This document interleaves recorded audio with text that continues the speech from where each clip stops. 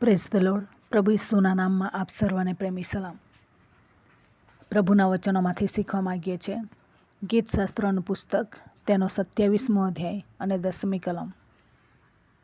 ત્યાં લખવામાં આવ્યું છે, મારા બાપે તથા મારી માએ મને તજી દીધો છે, પણ યહોવા મને સંભાળશે. ગીતશાસ્ત્ર 27 દાઉદનું ગીત છે અને એ ગીતમાં કહે છે કે મારા બાપે તથા મારી માએ મને તજી દીધો છે. હવે શા માટે દાઉદ ભક્ત આવું કહે છે? કેમ કે એના મા અને બાપ પણ એમને હેલ્પ કરી શકે એવી કન્ડિશન નહીં હતી. કેમ કે સાઉલ જે દેશનો રાજા હતો તે એની પાછળ પડેલો હતો. તો મા બાપ પણ પોતાના ઘરમાં સંતાડીને એને કેવી રીતના મદદ કરે. પરંતુ સમુએલના પુસ્તકમાં લખવામાં આવ્યું છે, જ્યારે એ જંગલ અને ગુફાઓમાં રહેવાને માટે જાય છે ત્યારે એના મા બાપ ત્યાં એની સાથે જાય છે. તો એ લોકોને એ પણ લાગે છે કે અમે દાઉદને કેવી રીતના બચાવીએ.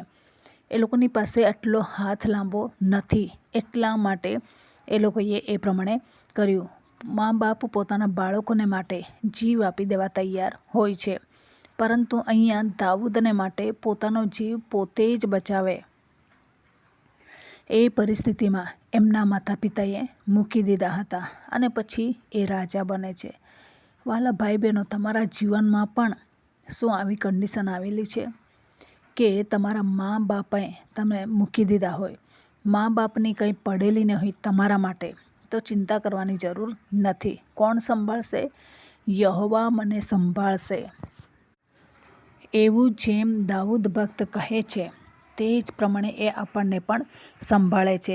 ઘણી વખત આપણને મા બાપ તરફથી આર્થિક હેલ્પ નથી મળતી, તો આપણે પણ એવું કહીએ છીએ એમની પાસે તાકાત છે આપણને હેલ્પ કરવાની, પણ તો છતાં નહીં કરે તો ચિંતા કરવાની જરૂર નથી. કેમ કે યહોવા આપણને સંભાળે છે. યહોવા તરફથી આપણને બરાબરનો જે જોઈએ એ મળે છે, પરંતુ ક્યારે? જ્યારે આપણે પ્રભુ પર ભરોસો રાખીએ છીએ ત્યારે. પરંતુ માતા પિતાની પાસેથી આપણો હક લૂંટવાને માટે પ્રયત્ન કરીએ છીએ, એવા સમયે વધારે ને વધારે મોટી તિરાડ થતી જાય છે. દાઉદની પાસે કશું જ નથી. યુદ્ધો કરીને સોનું રૂપું એ બધું જીતે છે, લૂંટે છે, જીત પામીને, અને એ બધું જ કોના માટે મૂકે છે? એ પ્રભુના ભવનને માટે મૂકે છે. કાળું વૃત્તાંત, રાજાઓના પુસ્તક, એમાં વાંચો તો ખબર પડશે. એમાં શું કહે છે કે આ રાજાને હરાવ્યો અને પછી આટલું સોનું ચાંદી આવ્યું, એ પ્રભુના ભવનને માટે, પ્રભુના મંદિરને માટે પ્રભુને અર્પણ કર્યું. એવું ઘણી જગ્યા પર છે. એટલા માટે દાઉદે આટલી લડાઈઓ જીતતો હતો. એક બી એવી લડાઈ નહીં હતી કે જેમાં દાઉદ હારી ગયો. દાઉદના સૈનિકો હારી ગયા. હરેક રીતે એ જીત પામ્યો. કેમ? એમનો આધાર કેવળ અને કેવળ પ્રભુ રહ્યો. એના લઈને પ્રભુએ પણ એને સંભાળ્યો, શત્રુઓથી સંભાળ્યો. 11મી કલમ કહે છે, હે યહોવા, તારો માર્ગ મને શીખવ અને મારા શત્રુઓને લીધે મને સરળ માર્ગમાં દોરી જા. વેરીઓની ઈચ્છાને સ્વાધીન ન કર, પરંતુ મને બચાવ, મારો બચાવ કર. એ પ્રમાણે કહે છે. તમારા અને મારા જીવનમાં જ્યારે આવા મુસીબતો આવે ત્યારે આપણા માતા પિતા ભલે સદ્ધર હશે, ભાઈ બહેનો ભલે સદ્ધર હશે, પરંતુ પ્રભુ પર ભરોસો રાખીએ. બાળકો ભલે સદ્ધર હશે, પરંતુ પ્રભુ પર ભરોસો રાખીએ. પ્રભુ પર ભરોસો રાખીશું તો પ્રભુ આપણને સંભાળશે. માતા પિતાથી થાય તેટલું આપણને સંભાળે છે. પરંતુ જ્યારે આવા દાઉદના પ્રશ્નોની જેમ આપણા જીવનમાં પણ આવી જાય તો આપણે બચાવી શકતા નથી. એટલા માટે આપણે પ્રભુ પર ભરોસો રાખવો જોઈએ અને પ્રભુ યોગ્ય સમયે આપણને એવા બધા જ સકંજામાંથી, સંકટોમાંથી બહાર કાઢે છે. તેથી આજે ઈશ્વરને આપણો આધાર માનીએ. દાઉદ ભક્તની જેમ, દાઉદ રાજાની જેમ આપણે પણ પ્રભુ પર ભરોસો રાખીએ. આખો 27મો અધ્યાય જુઓ તો એના વિરુદ્ધમાં શું થાય છે. તેથી એ બી જતો નથી.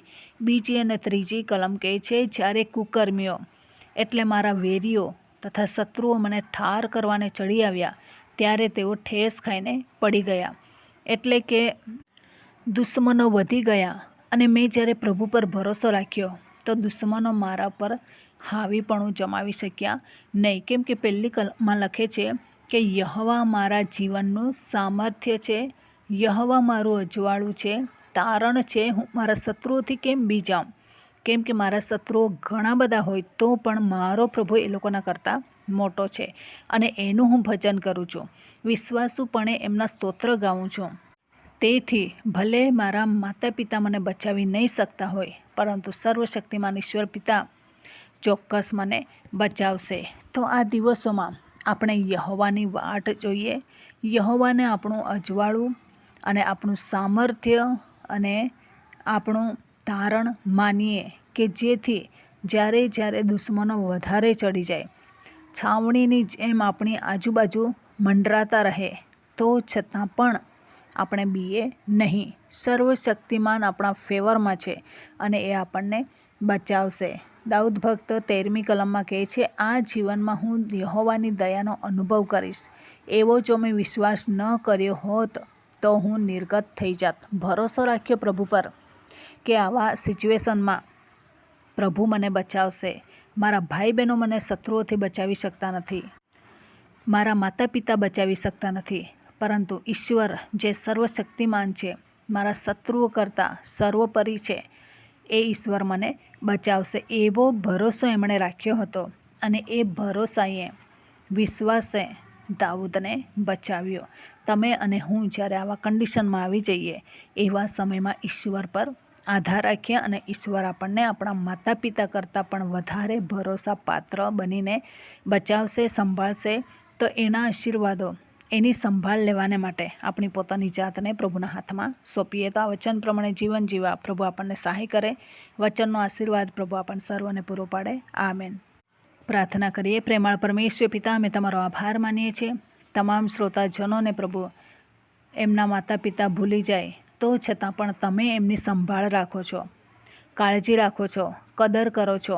એ બાબત તેઓ ધ્યાનમાં રાખે એવી કૃપા અમે તમારી પાસે માગીએ છીએ. તમારા હાથોની અંદર, પરાક્રમી હાથોની અંદર આ દરેક બાબતોને સોંપી દેતા આ પ્રાર્થના પ્રભુ ઈસુના મૂલ્યવાન નામની અંદર માગીએ છીએ. માટે સાંભળો, સ્વીકારો, માન્ય કરો.